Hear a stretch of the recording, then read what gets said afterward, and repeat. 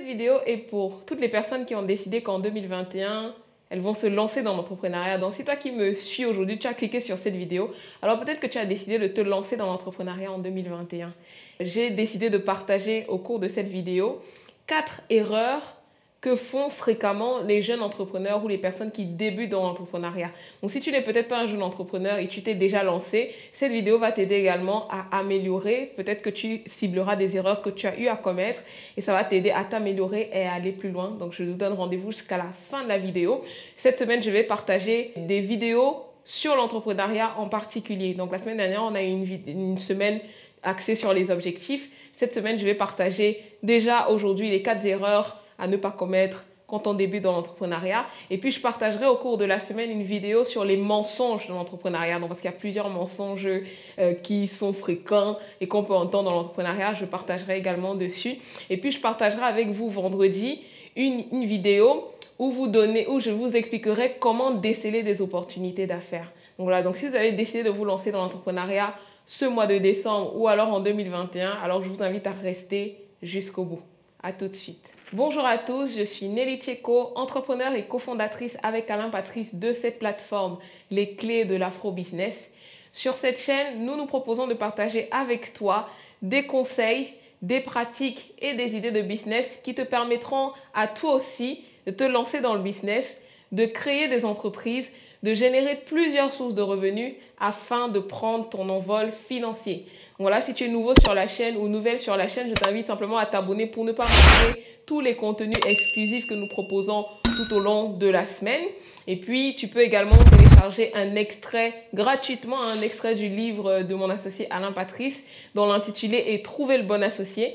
Et c'est un livre où nous partageons des clés pour trouver de bons associés, de bons partenaires d'affaires afin d'avoir du succès. Comme je l'ai dit en introduction, j'ai partagé au cours de cette vidéo 4 erreurs fréquentes que je rencontre pour les personnes qui débutent dans l'entrepreneuriat. Et puis, l'une des erreurs qui, pour moi, est la plus pertinente, c'est la dernière erreur que je présenterai. Donc, je t'invite à rester jusqu'au bout de la vidéo si tu ne veux pas manquer de quoi il s'agit. La première erreur grave que je rencontre pour les personnes qui se lancent dans l'entrepreneuriat, c'est de ne pas parler de leur projet. Et oui, c'est quelque chose que peut-être vous avez déjà entendu, de ne pas trop parler de votre projet, de ne pas le mentionner à d'autres personnes, mais c'est une erreur. C'est une erreur de ne pas parler de son projet parce qu'en entrepreneuriat, il faut se focaliser sur les clients, sur la clientèle cible. Donc, plutôt que de dire que je ne parle pas de mon projet, moi, je vous invite et vous conseille à parler de votre projet à votre clientèle cible.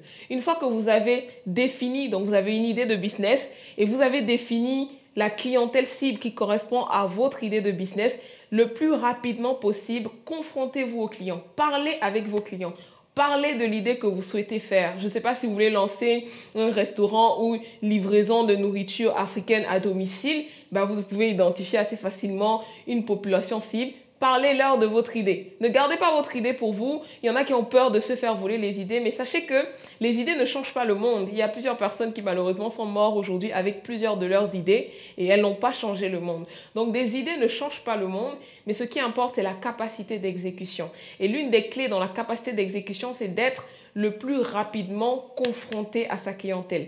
Donc plutôt que de ne pas parler de vos projets ou de vos idées par peur de se faire voler, moi je vous invite à parler à vos clients. Et puis également, il y a une catégorie de personnes pour qui c'est important et il sera intéressant de parler de votre idée de business. C'est des entrepreneurs qui sont déjà expérimentés, des personnes qui ont déjà fait des choses que vous n'avez pas encore fait. Parlez-leur de votre idée, parlez-leur de votre projet, parlez-leur de ce que vous comptez faire. Même si vous n'avez pas un produit fini, commencez à déployer votre idée et puis par la suite, vous allez voir qu'il y a des personnes qui vont vous challenger. Vos clients vont peut-être réajuster ce que vous pensiez faire ou alors des personnes qui sont expérimentées vont vous challenger dans la structuration de votre business. J'étais avec Alain la semaine dernière qui me disait que il y a une des personnes qu'on accompagne sur son projet de business et qui a du coup eu une conversation call avec Alain pour parler de ça. Et Alain me racontait comment à partir de l'idée que la personne avait, ils ont restructuré complètement l'idée de business. Et Alain lui a fait voir des choses qu'il n'avait pas vues par rapport à son idée de business pour lui permettre d'aller plus vite et d'aller plus rapidement. Donc voilà, parler de vos idées de business, c'est très important quand on veut se lancer, quand on veut débuter. Donc arrêtez de cacher vos idées de business. Les idées ne changent pas le monde, mais parlez-en à votre clientèle cible et puis potentiellement à des entrepreneurs expérimentés. La deuxième erreur que je rencontre pour des personnes qui veulent se lancer, et j'ai d'ailleurs eu une expérience très récente à ce sujet, c'est de créer une structure. Voilà, c'est une erreur de vouloir tout de suite créer une structure. Il y en a qui se posent des questions. Est-ce qu'il faut que je fasse, je sais pas moi, une SAS, une SA? Est-ce qu'il faut que je crée tout de suite une structure? C'est une erreur. N'y pensez même pas. D'ailleurs, quand on crée une structure, il y a des coûts qui sont engendrés par la création de la structure. Des coûts que vous supportez alors que vous n'avez même pas encore de clients. Donc, c'est pas le plus important. Et il y en a malheureusement qui, le fait de créer une structure leur donne l'impression d'être des personnes importantes. Voilà, ils peuvent dire que non, moi je suis un chef d'entreprise alors qu'ils n'ont même pas encore eu un client. Voilà, ils créent une structure très rapidement et ils perdent du temps à réfléchir sur ce qu'il faut qu'ils mettent dans leur structure, qu'est-ce qu'il faut qu'ils mettent. Enfin, voilà, ils perdent du temps sur des choses finalement qui sont inutiles alors que le plus important, c'est le client. Le plus important, c'est le client. Donc, ne perdez pas votre temps à réfléchir sur une structure tout de suite. Ne perdez pas votre temps à essayer de faire des clauses par-ci, par-là, mais pensez client, client et client. C'est vraiment le focus quand on se lance dans le business. Donc, je vous conseille de ne pas commencer. Maintenant, la question peut-être c'est de ce qui se pose, c'est à quel moment est-ce que je crée une structure? La réponse est simple. Vous créez une structure quand le besoin véritable se fait sentir. Et vous allez le voir, quand on est lancé, qu'on commence à avoir des clients, le besoin se fait sentir assez rapidement, du moins si vous avez vos clients rapidement. Donc, vous le verrez et à ce moment-là, ce sera ça le bon timing. On ne peut pas dire au bout de 1 mois, au bout de 2 mois, au bout de 3 mois, au bout de 6 mois, au bout d'un an. On ne peut pas répondre de façon catégorique dessus. Mais une chose est sûre, c'est que plus vous avez de clients, plus le besoin va se sentir et vous allez le constater. Et c'est à ce moment-là que vous pouvez créer une structure et réfléchir à quel type de structure vous choisissez de prendre pour votre business. La troisième erreur que je rencontre pour les personnes qui se lancent dans le business, c'est le fait d'être perfectionniste. Voilà, il y a des personnes qui veulent tout faire bien avant de sortir le produit sur le marché. C'est une erreur. Donc, comme j'ai dit, et je le répète sciemment, le plus important, c'est les clients. Donc, le plus important, ce n'est pas ce que vous pensez être bon pour le client, mais c'est ce que le client vous dit qu'il pense être bon pour lui. Et pour ça, il vous faut un feedback du client. Il vous faut un feedback des personnes à qui vous allez proposer votre produit, votre service. Donc, il faut se confronter le plus rapidement possible à cette clientèle-là. Donc, plutôt que d'avoir un produit qui soit fini et hyper bien, du moins d'après vous, ce qu'on conseille généralement avec Alain, c'est de faire quelque chose qui est complet mais incomplet. C'est-à-dire de faire quelque chose qui soit opérationnel, qui peut satisfaire le client sans qu'il ne soit complètement complet, si je peux me permettre de dire comme ça, parce que vous voyez les téléphones, les ordinateurs, les appareils, etc.